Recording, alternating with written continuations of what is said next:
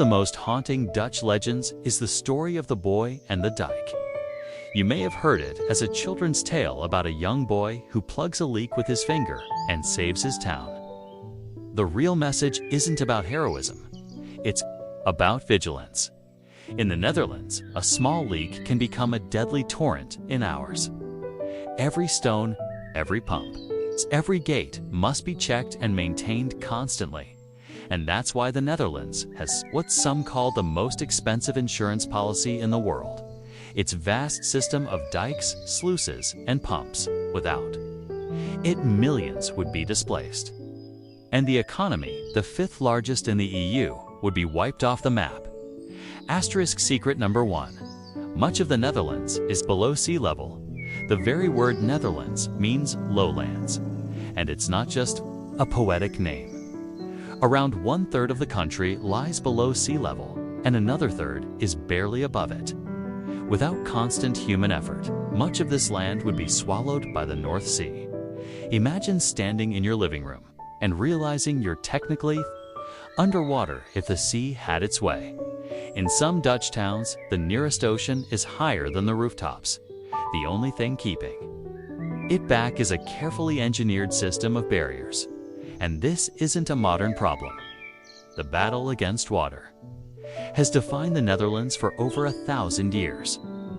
The very identity of the Dutch people, their stubbornness, their practicality, their obsession with planning comes from this endless struggle against the sea. Secret number 2. The Dutch created land from the sea. Here's the truly unbelievable part. The Dutch didn't just defend their land from water. They built new land out of it. This miracle of engineering is called poldering.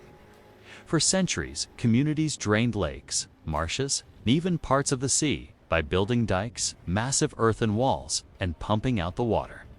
Once dry, the land became rich farmland, towns, and cities. Some polders were created in medieval times using sheer manpower, shovels, and wooden buckets. But in the 16th and 17th centuries, a new ally joined the fight, the windmill. Contrary to romantic postcards, these windmills weren't built just for grinding grain. Many were powerful water pumps. With their creaking wooden arms turning in the wind, they pushed water out of the lowlands and into canals, where it could be carried away to the rivers and sea. By the mid-1600s, the Dutch had drained entire lakes, some larger than modern cities, transforming them into fertile fields. The Haarlemmermeer, now home to Schiphol Airport, was once a vast inland sea. Today, airplanes take off from what is literally the bottom of a drained lake. 13 feet below sea level, a culture forged by water when you live in a country that can vanish in a single storm. You learn 2 things. Cooperation is survival. Planning is everything. Dutch towns built elaborate water boards, early democratic councils to decide how to maintain dikes and pumps. If one farmer didn't do his part, everyone flooded. This sense of shared responsibility seeped into Dutch culture, shaping their politics, cities, and even their famously direct communication style. Floods still came, of course. In 1421, the St. Elizabeth's flood killed tens of thousands and swallowed dozens of villages forever. In 1953, a catastrophic storm surge in Zealand drowned 1,800 people overnight. These disasters were tragedies, but they also hardened the Dutch resolve. Each time, they came back with stronger defenses, better designs, and a deeper understanding of the sea's power. From survival to mastery today, Dutch water engineering is not just a national necessity, it's a global export. Dutch companies design flood protection systems in New York, storm surge barriers in Vietnam, and artificial islands in the Middle East. When the sea threatens, the world calls the Dutch. But it all began with those early polders, with farmers and fishermen who refused to give up their homes to the sea. They didn't just adapt to nature, they reshaped it, carving out a country where none should exist. Transition to Section 2, setting sail to rule the seas by the 17th century. This small, waterlogged nation had done the impossible, created secure, fertile land out of an ocean's reach. But they didn't stop there. Their mastery of water translated into mastery of ships. If they could outsmart the sea at home, why not command it abroad? And so began one of history's most surprising chapters: the rise of a tiny, flat country into a global naval superpower. Asterisk. The year is 1602. The salty air of the harbor is thick with the smell of tar and spices. Masts from hundreds of ships pierce the sky like a forest of wooden spears. Dockworkers unload crates of cinnamon from Ceylon, nutmeg from the Banda Islands, porcelain from China, and silk from Japan. And here's the astonishing thing: this bustling port does not belong to a vast empire like Spain or Britain. It belongs to a country smaller than the U.S. state of West Virginia, a land carved out of swamps, with fewer than 2 million people. Secret number 3. The Dutch East India Company was the richest company in history in 1602. The Dutch founded the Verenigd Oost-Indische Company, better known as the VOC, or the Dutch East India Company. It wasn't just a trading business. It was the world's first multinational corporation, complete with its own ships, armies, and even the legal right to wage war. Adjusted for modern currency, the VOC's peak value is estimated at over $8 trillion, more than Apple, Amazon, Google, and Microsoft combined. It had outposts from South Africa to Japan and controlled the spice trade, one of the most lucrative markets on Earth at the time. The VOC's power was staggering. It could sign treaties, mint its own coins, and even execute criminals. In many ways, it acted more like a private empire than a company. Secret number 4. Amsterdam once held half of the world's wealth. The wealth from these global voyages poured into Amsterdam, transforming it into the financial heart of the world. By the mid-1600s, some estimates suggest Amsterdam's merchants controlled half of the world's trade capital. The Amsterdam Stock Exchange, founded in 1602 alongside the VOC, became the model for modern financial markets. Here, traders could buy and sell shares, speculate on prices, and even short sell. If Wall Street has a great-grandfather, it's this place. This sudden wealth wasn't just numbers on ledgers. It reshaped Dutch society. Magnificent canal houses rose along the Haringgracht, built for merchant families whose fortunes rivaled those of European royalty. Painters like Rembrandt were commissioned to create portraits that captured both the pride and the opulence of the age. A navy that could outrun empires, of course. All this wealth needed protection. The Dutch built a navy that was fast, maneuverable, and brilliantly designed. They pioneered the flight ship, a cargo vessel with a narrow deck but a wide hull, allowing maximum goods with minimal crew.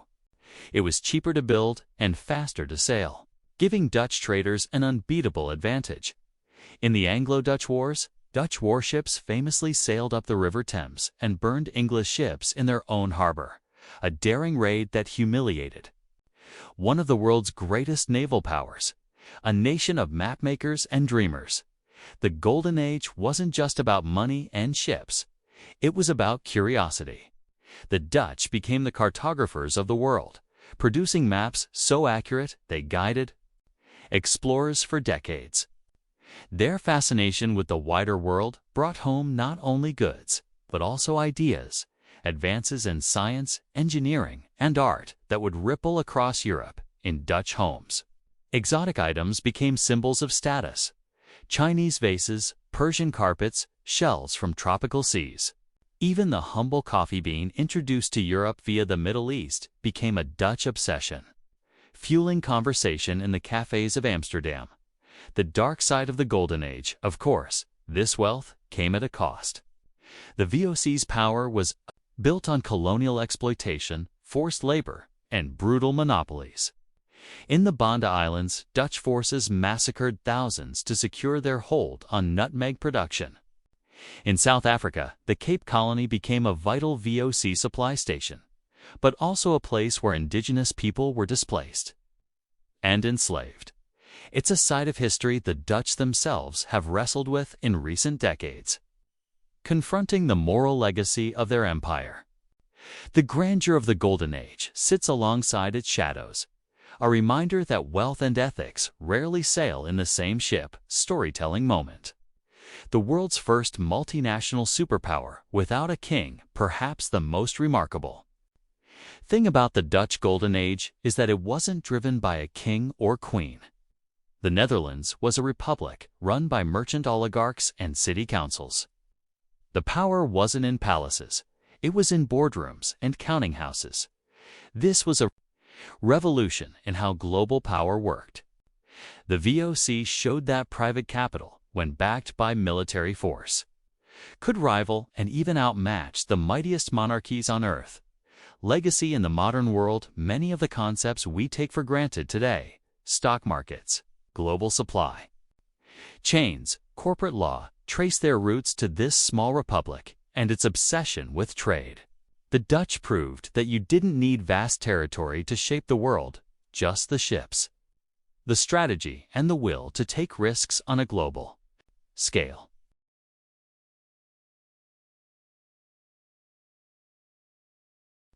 Transition to Section 3, Tulip Mania. But in the midst of all this wealth, something strange happened. A new obsession swept the Netherlands, not for gold, not for spices, but for a flower. It would become the world's first economic bubble. And it's most absurd. The tavern is warm and crowded, thick with the smell of pipe smoke and beer. At one corner table, a man in a fur-trimmed coat slaps a small pouch of coins onto the wood. The crowd murmurs. They know what's inside. Not gold, not silver. A single tulip bulb. Bidding begins. Voices rise. Coins clink. Promises are scrawled onto paper contracts. When the final bid is shouted, there's a pause, then an eruption of applause. That tiny bulb has just sold for more than the cost of a canal front house in Amsterdam. Secret number 5. A single tulip bulb will be worth more than a house. Tulips first arrived in Europe from the Ottoman Empire in the late 1500s. Their rich colors and unusual flame-like petals were unlike any other flower in Europe. In the gardens of the wealthy, tulips became a status symbol. The rarer the variety, the higher the prestige. But in the Netherlands, that fascination spiraled into something much stranger. By the 1630s, rare tulip bulbs, especially those with unusual patterns caused by a mosaic virus, were selling for staggering sums. Some were valued at 10 times the annual income of a skilled craftsman. The most coveted variety, the Semper Augustus, could fetch the price of an entire townhouse in Amsterdam's most fashionable districts. A nation gripped by flower fever. Tulip trading became a frenzy. Merchants, artisans, even farmers began buying and selling bulbs, often without ever physically possessing them. Contracts for bulbs to be delivered months later were traded like today's stock futures. Taverns across Dutch cities became unofficial tulip exchanges. Deals were made over pints of beer, sealed with handshakes and promises. The whole country seemed convinced that tulip prices could only go up. Secret number 6. The tulip market crash ruined fortunes overnight, but in February 1637, the illusion shattered. At an auction in Haarlem, no buyers showed up to meet the sellers. Panic spread. Within days, tulip prices plummeted by more than 90%.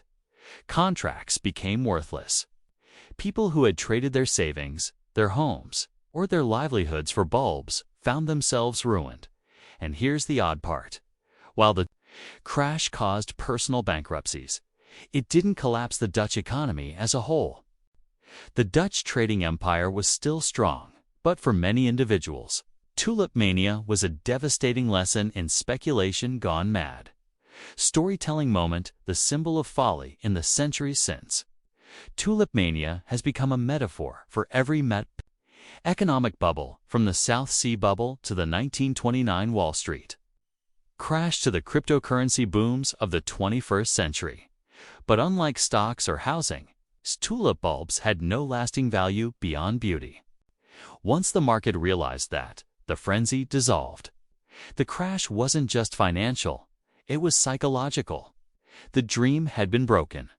The cultural impact, the Dutch, ever pragmatic, didn't ban tulip trading. In fact, tulips remained beloved. In the Netherlands, eventually becoming a national symbol. Every spring today, the country explodes into a riot of color during tulip season. Millions of visitors flock to the Keukenhof Gardens to see endless fields of red, yellow, and purple. Blooms, ironically, what was once a dangerous financial craze is now a carefully managed tourist industry.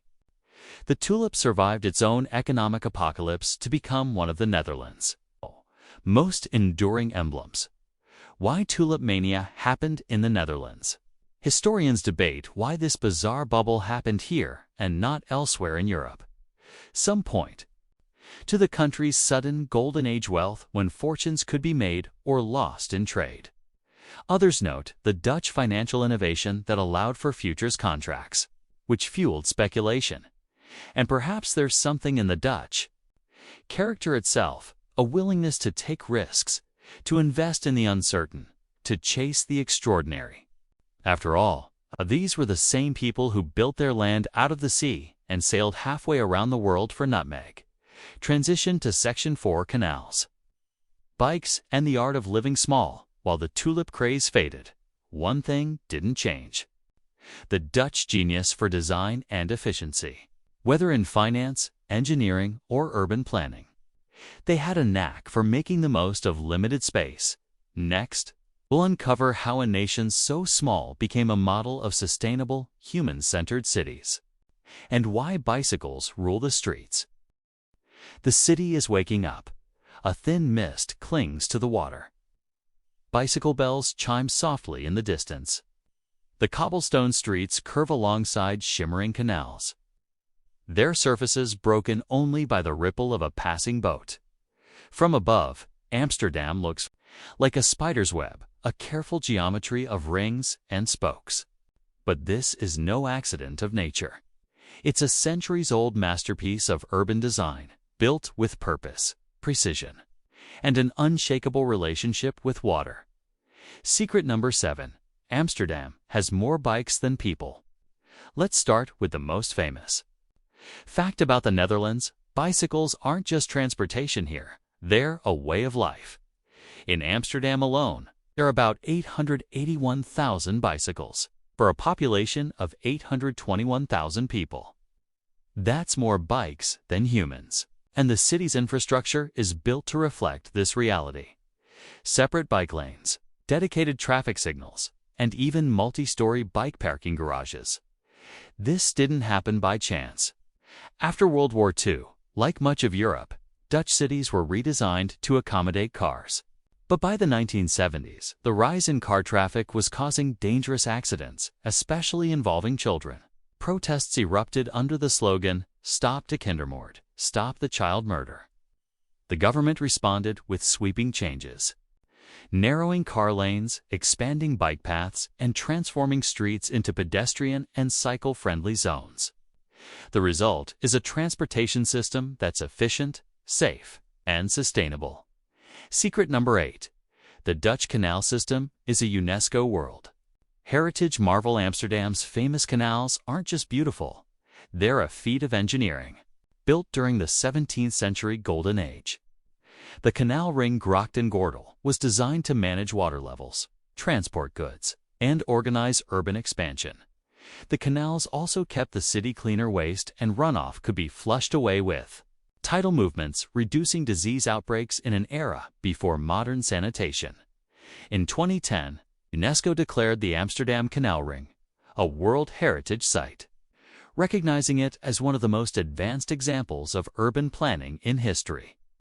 Today, those same canals are home to floating houses, boat cafes, and festivals like the famous Grachten Festival, where orchestras perform from barges. The art of living small. The Netherlands is one of the most densely populated countries in the world, but Dutch cities rarely feel cramped. The secret: smart use of space. Dutch homes tend to be narrow but tall, often 3 or 4 stories, with steep staircases and big windows. This tradition comes from the days when property taxes were based on the width of the house's facade. Narrow fronts meant lower taxes, but clever interiors made them feel spacious. You'll also see large windows without curtains in many Dutch homes. It's a cultural quirk rooted in Calvinist values: openness, honesty, and nothing to hide. A culture of water and movement, whether walking, cycling, or boating. The Dutch experience their cities at human speed. This creates communities where public spaces are alive. Markets spill into the streets. Neighbors greet each other from their stoops, and cafes overflow with locals and tourists alike. It's also why the Netherlands consistently ranks high on global happiness indexes. Urban design here isn't just functional, it's social, the invisible.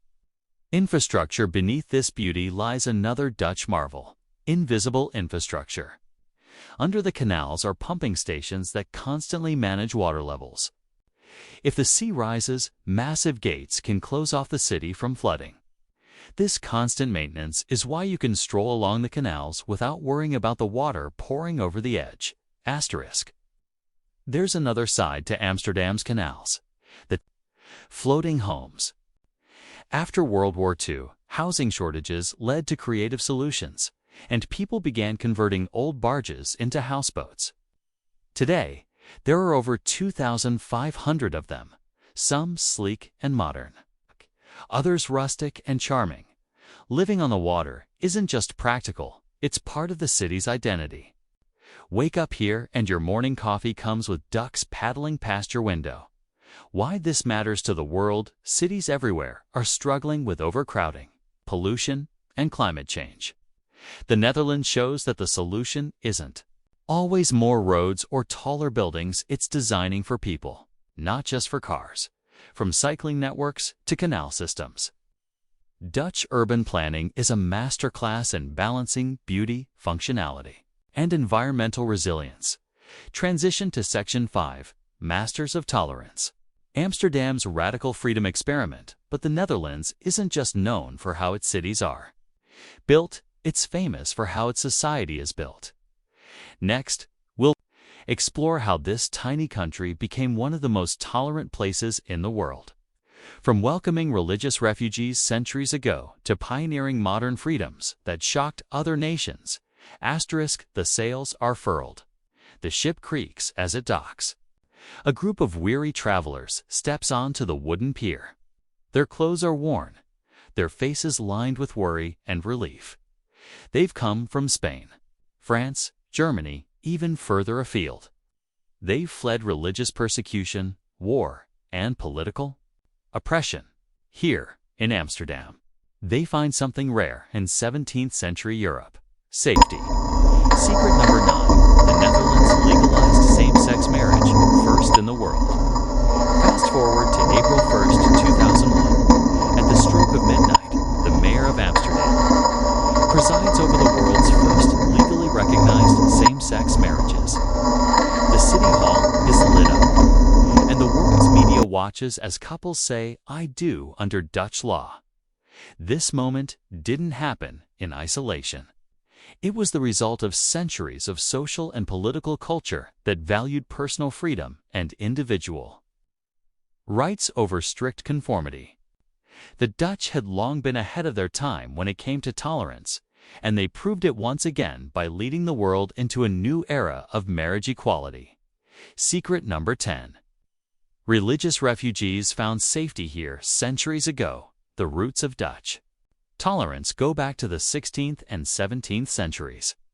During the Reformation and Counter-Reformation, Europe was tearing itself apart over religion. The Spanish Inquisition hunted Protestants in Spain. France expelled Huguenots. England persecuted Catholics.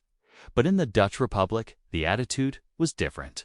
Officially, the state had a favored religion, the Dutch Reformed Church, but in practice, other faiths were quietly allowed to exist. Jews expelled from Portugal found refuge here. Huguenots from France set up businesses in Amsterdam. Even Catholics, though barred from building grand churches, could worship in hidden chapels known as Schuilkerken. The pragmatic tolerance of the Dutch tolerance wasn't always born out of pure idealism. It was also pragmatic. Refugees brought skills, trade connections, and money. Religious freedom encouraged commerce. And commerce was the lifeblood of the Dutch Republic. This mix of principle and practicality created a society where diversity wasn't just tolerated, it was profitable. Amsterdam became a mosaic of languages, cuisines, and traditions, a modern reputation for freedom in the 20th century. The Netherlands continued to push boundaries. It became known for progressive policies on issues like euthanasia, soft drug decriminalization, and sex work regulation. The famous coffee shops of Amsterdam, where cannabis can be purchased openly, are not just a tourist novelty. They are part of a broader Dutch philosophy. Regulate rather than prohibit. Minimize harm rather than moralize. This approach is sometimes called the gedoogbeleid, or policy of tolerance, an understanding that complete prohibition often causes more problems than it solves. Of course, Dutch tolerance has been tested and sometimes tragically broken. During World War II, the Nazi occupation brought persecution and deportation of Jews, including Anne Frank, whose diary remains one of the most powerful personal accounts of the Holocaust. The memory of this period still shapes Dutch values today. Many see tolerance not as a luxury, but as a safeguard against the kind of tyranny that once darkened Europe. Challenges in the modern era in recent decades. Immigration, globalization, and political polarization have tested the Dutch model of tolerance. Debates over cultural integration, free speech, and national identity continue. Yet, despite tensions, the Netherlands still ranks among the world's freest societies, a place where personal liberty and social responsibility are meant to coexist. The world watches Amsterdam, whether it's legal cannabis, LGBTQ+ rights, or freedom of religion. The Netherlands often acts as a laboratory for social policy. Some see it as a utopia. Others criticize it as too permissive. But one thing is certain: the Dutch willingness to experiment with freedom has influenced debates far beyond its borders. Transition to Section 6 art, genius. And madness tolerance didn't just shape Dutch laws, it shaped its culture. In the 17th century, freedom of thought helped unleash a creative explosion that would put the Netherlands at the center of the art world. Next, we'll step into the world of Rembrandt, Vermeer, and Van Gogh and uncover how a small nation produced an artistic legacy as vast as any empire. Asterisk. Imagine living in a country where much of your home sits below sea level, where, without constant human intervention, vast swaths of land would vanish beneath the waves. Welcome to the Netherlands, a nation whose very existence is a testament to one of humanity's greatest engineering feats. Holding back the sea, the Netherlands' relationship with water is not just a quirk of geography. It's the defining story of its survival. For centuries, the sea was both friend and foe. On one hand, it brought trade, prosperity, and a gateway to the world. On the other, it was a relentless threat, capable of swallowing entire towns overnight. One of the earliest and most terrifying reminders of this danger came in 1421. During the St. Elizabeth's flood, a violent storm surge smashed through dikes and flooded the lowlands of Holland and Zeeland. In a single night, entire villages disappeared, and somewhere between 2,000 and 10,000 people were killed. Survivors would tell tales of floating rooftops, drowning livestock, and children clinging to debris. In fact, one legend says a baby was found alive, floating in a cradle alongside a cat. Both kept safe by the animal's frantic efforts to balance the cradle and keep the water out. The Dutch learned early that they couldn't rely on nature's mercy. Instead, they fought back. The first tool in their arsenal was the dike earthen embankments built to keep water out. Over time, these evolved into sophisticated systems, reinforced with stone and timber, carefully maintained by local communities. In fact, the very concept of polder, reclaimed land enclosed by dikes, was born here. A polder is not just drained once and left alone. It requires constant management to stay dry. The Dutch understood this so well that they developed an entire culture of cooperation around water management, giving rise to water-shapen regional water boards that are among the oldest democratic institutions in the world. Dating back to the 13th century, the Netherlands' battle against water entered a new chapter in the 20th century after another catastrophic event, the North Sea flood of 1953. A combination of high tides and a fierce storm surge overwhelmed coastal defenses, flooding vast areas of Zeeland, South Holland, and North Brabant.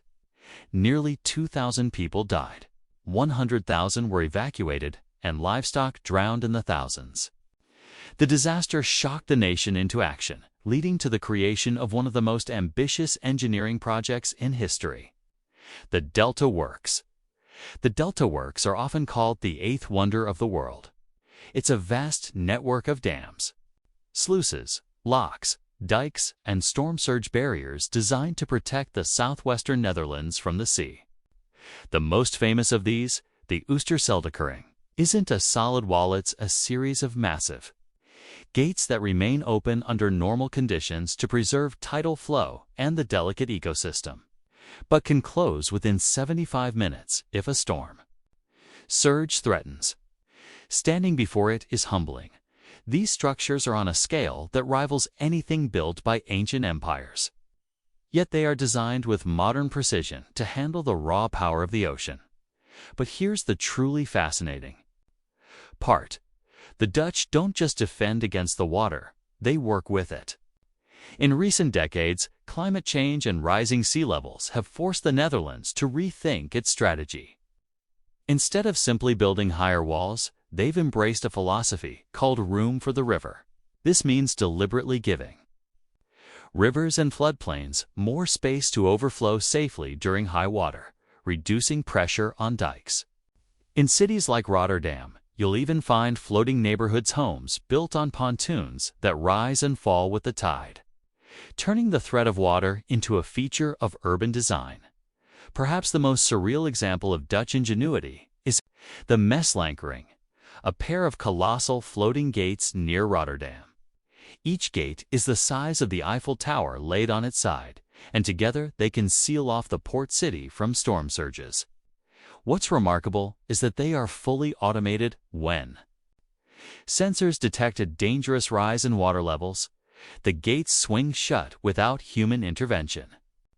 It's a silent guardian, always watching the horizon. The constant battle with water has seeped into Dutch identity.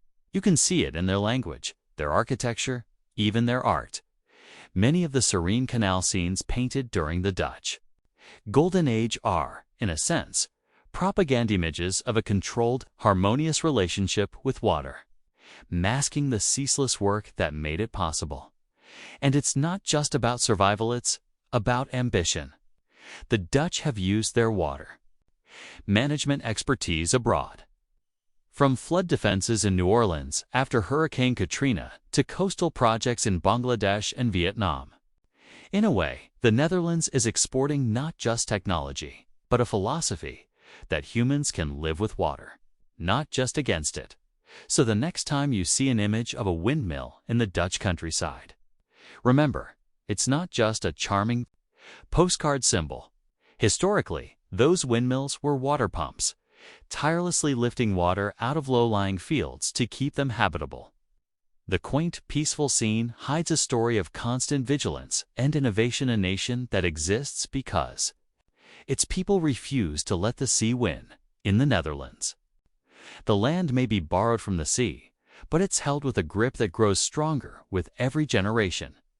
In most countries, royalty is shrouded in mystery, grandeur, and layers of tradition that separate them from ordinary people. The Netherlands, Not so much. Here, the royal family has a reputation for being surprisingly normal, and in a nation that prides itself on equality and modesty, this grounded approach is not only appreciated, it's expected.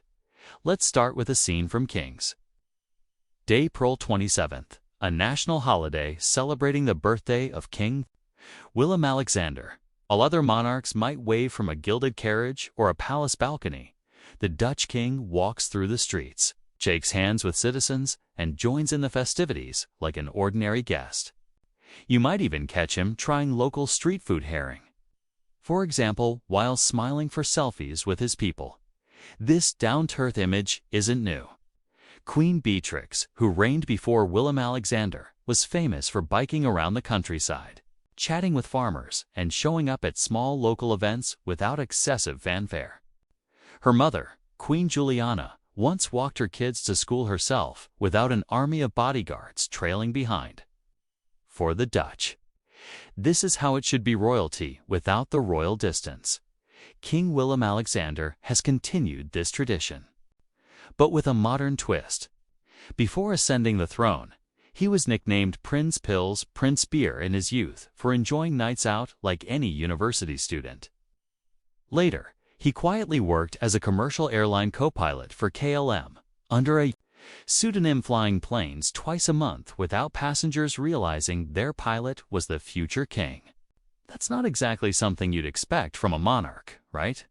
The Queen, Maxima Zorreguieta, originally from Argentina, also plays a major role in connecting the royal household to the people. Known for her warmth and easy laughter, she's often seen mingling in public events without unnecessary barriers. Her style is elegant yet approachable, which fits perfectly with Dutch values: practical, but still refined. Of course, the royal family still has a ceremonial and diplomatic role to play. They host state dinners, meet world leaders, and represent the Netherlands abroad. But here's the difference. The Dutch don't treat their royals as untouchable figures. There's no bowing or curtsying required. Instead, citizens are encouraged to speak to them casually by first name even. The situation is informal. This attitude says a lot about the Netherlands as a whole.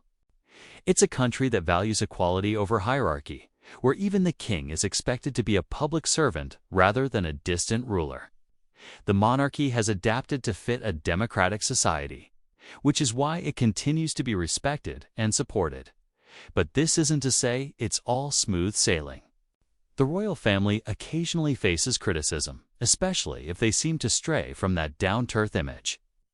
For example, when they vacationed abroad during strict COVID-19 measures, public backlash was swift.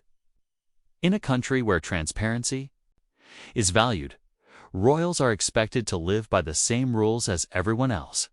Yet overall, the Dutch monarchy has managed to survive in the modern age by doing something radical: being relatable. Imagine seeing your king at the supermarket, picking up bread and cheese, or spotting him on a bike path along the canals. In the Netherlands, that's not just possible, it's part of what keeps the bond between people and palace strong. From a historical perspective, this is quite a transformation. The Dutch royal house, the House of Orange-Nassau, has existed for centuries, surviving wars, political upheavals, and changing governments. It began as a powerful ruling dynasty, but evolved into a symbolic head of state, woven into the national identity without overshadowing the people's democratic power. And in a way, this easygoing monarchy mirrors the Dutch approach to life itself: practical, humble, and focused on community. The crown is still there, but it's worn lightly, almost invisibly, allowing the person beneath it to shine through. In the next section, we'll uncover a quirk that surprises many foreigners: how a country famous for its windmills and tulips also thrives below sea level, thanks to one of the most advanced water management systems in the world. The Netherlands' history is not just about thriving and prosperities, also about enduring catastrophe and coming back stronger. If you were to walk through the narrow streets of Rotterdam today, surrounded by sleek skyscrapers, bustling cafes, and modern architecture. You might never guess that in 1940 this city was reduced to smoldering rubble in a matter of minutes. On May 14th, during World War II, German bombers unleashed a firestorm that destroyed nearly the entire historic center. The devastation was total. Thousands were left homeless, and centuries of history were reduced to ash. But the Dutch didn't wallow in despair. They rebuilt brick by brick, steel beam by steel beam. Rotterdam became a living symbol of resilience, embracing modern design rather than trying to replicate the past. The sleek Erasmus Bridge, known as the Swan, and the futuristic cube houses are testaments to this spirit of reinvention. This was not the first time the Dutch had to rise from the ashes. Throughout history, they faced floods that swallowed entire villages, fires that devoured cities, and economic crashes that could have crippled their society. The Great North Sea Flood of 1953 was one of the deadliest in modern European history. Storm surges breached the dikes, drowning over 1,800 people and wiping out farmland. Once again, the nation refused to let disaster define them. Instead, they built the Delta Works, a massive flood protection system considered one of the 7 wonders of the modern world. But resilience in the Netherlands isn't just about the infrastructure, it's cultural. The Dutch have a unique ability to adapt, improvise, and work collectively to solve problems. In schools, children are taught early on about polderen, the art of compromise and collaboration, born from centuries of shared struggle against the sea. Whether it's politics, community planning, or disaster recovery, the mindset is the same. Everyone contributes, everyone benefits. This spirit of resilience also shows up in unexpected places, like their art and culture. After the wartime destruction, Dutch painters, filmmakers, and writers began producing work that celebrated endurance and rebirth. Modern Dutch design, minimalist, practical, and forward-thinking, merged as a global influence. In a way, resilience is the quiet, unspoken secret that ties all of the Netherlands' eccentricities together. You can have floating houses, windmill power, tulip empires, and surreal traditions, because beneath it all is a nation that knows how to survive. It's a reminder that the Netherlands isn't just eccentric, it's unbreakable. And perhaps that is the most unbelievable secret of them all. If you were to visit the Netherlands during King's Day, you might think you've stepped into a giant fruit-themed festival. Streets, canals, bicycles, and even pets are drenched in one blinding color, bright orange. People wear orange wigs, paint their faces, and even drink orange-colored beer. But here's the strange part. The Dutch flag isn't orange, it's red, white, and blue. So why is orange the unofficial national color? The answer lies in the House of Orange-Nassau, the royal family of the Netherlands. This dynasty dates back to the 16th century, when William of Orange led the Dutch revolt against Spanish rule, laying the foundations for the modern Dutch state. Ever since, orange has been a symbol of unity, pride, and independence for the nation. This passion for orange goes far beyond royal celebrations. At international sporting events, Dutch fans nicknamed Oranje-flood stadiums in bright orange gear, creating seas of color that intimidate rival teams. Even the national football team is called Oranje. It's a national identity that transcends politics, sports, and even generations. Historically, the color orange has also had its quirks. The earliest versions of the Dutch flag actually did include orange instead of red. But over time, the pigment faded too quickly in sunlight, making it look more like a dull brown. Practicality won, and red replaced orange on the flag. But the love for the color never faded, became more symbolic than literal. There's also a commercial side to the obsession. During big national events, supermarkets, brands, and cafes go all out with orange-themed products. You can find orange cheese, orange pastries, orange beer, and even orange toilet paper. It's a marketer's dream national pride turned into irresistible consumer culture. And yet, the orange frenzy has a deeper meaning. It's not just about a royal house or a football team, it's about belonging. Whether you're a lifelong Dutch citizen or a recent immigrant, wearing orange during a national celebration instantly makes you part of the collective story. In a way, the Dutch love for orange is like a quiet reminder. This small country may be full of different opinions, dialects, and lifestyles, but for a few days each year, everyone is united under a single, glowing, brilliant color. On the night of January 31st, 1953, the Netherlands faced one of the most devastating natural disasters in its modern history. It began quietly, just a fierce winter storm brewing over the North Sea.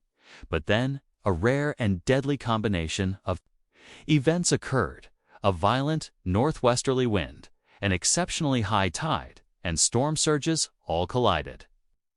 The sea rose higher and higher, and in the early hours of February 1st, the unthinkable happened: the dikes broke.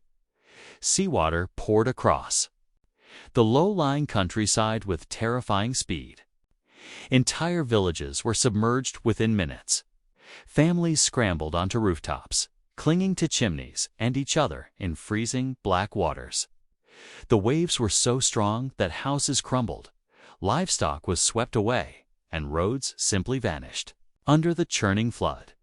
By the time the storm ended, more than 1,800 people were dead, tens of thousands were displaced, and over 200,000 hectares of farmland lay underwater. The disaster didn't just destroy homes, it shattered the nation's confidence in its defenses against the sea in the days that followed. Rescue workers, soldiers, and volunteers poured in from across the country and even abroad. But the tragedy left one unshakable truth: if the Netherlands didn't take radical action, such a disaster could happen again. Out of this grim reality was born one of the most ambitious engineering projects in human history: the Delta Works. The Delta Works wasn't just about rebuilding. It was about reimagining how a nation could coexist with water. Massive storm surge barriers, reinforced dikes, and a network of movable gates were constructed over decades. Some of these structures are so advanced that they can hold back the kind of storms that statistically occur only once every 10,000 years. Today, the Netherlands is seen as a world leader in water management, advising countries from the United States to Bangladesh. But for the Dutch, the 1953 flood isn't just an engineering lesson, it's a reminder of vulnerability. Every commemoration of the disaster honors not just the victims, but also the resolve of a people who learned that survival depends on preparation, unity, and respect for the forces of nature, in a land where water is both a friend and a foe. That lesson is never forgotten. Asterisk, the Netherlands is a nation of contradictions and wonders. A small land conquered from the sea, a tolerant society that embraces difference, a historic powerhouse of trade and art, and a modern leader in sustainability and innovation. It's a country that wears orange with pride, cycles through centuries of history, and still manages to surprise the world with its eccentric charm. For all its fame, the Netherlands remains an incredible story of resilience, creativity, and unbreakable spirit, truly Europe's most eccentric country. Thank you for watching Dustline Diaries. Don't forget to like, subscribe, and hit the bell icon for more deep dives into history's greatest secrets.